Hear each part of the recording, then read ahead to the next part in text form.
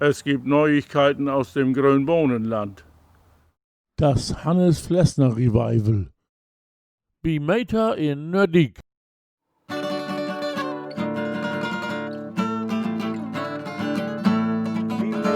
Bimeter in Nördig. Bimeter in Disco with Lemonade. Bimeter ist was los. Die kommen von Bremen, Milchen hier zu nehmen. Und guck mal in den Stau vorbei, der Rüppel, der Papagei.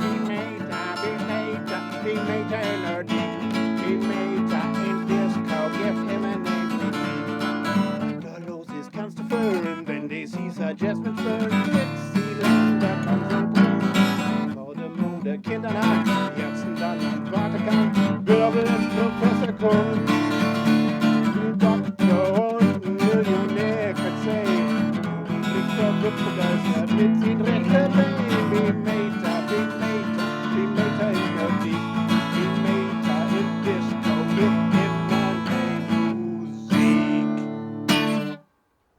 Ja, kommen wir gehen zum Meter. Das ist auch ein Buch von US. Den habe ich für Hannes Flessers Biografie geschrieben. Und so bin ich ja überhaupt zu Hannes Flesser gekommen.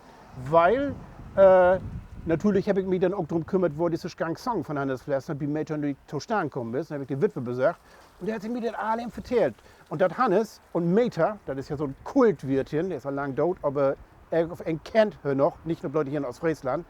Den kennst du sogar in den 60er Jahren. Hannes ist regelmäßig hier gewesen und der hat mir erzählt, das erste Mal, dass Hannes hier gewesen ist, kam ich rein und dann sagte er, mir 5 Liter Cola.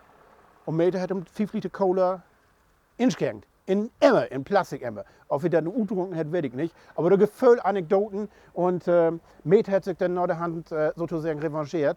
Nämlich bei der Geburtstagsfeier bei Kukulorum, da ist ihm mit einem lebendigen Schwein zum Ferkel vorbeikommen. Und das ging auch dort Presse und das weiß ich auch, weil das ist auch in dem Buch drin. Aber so bin ich endlich zu Hannes Flesser gekommen. Meter ist eigentlich schuld.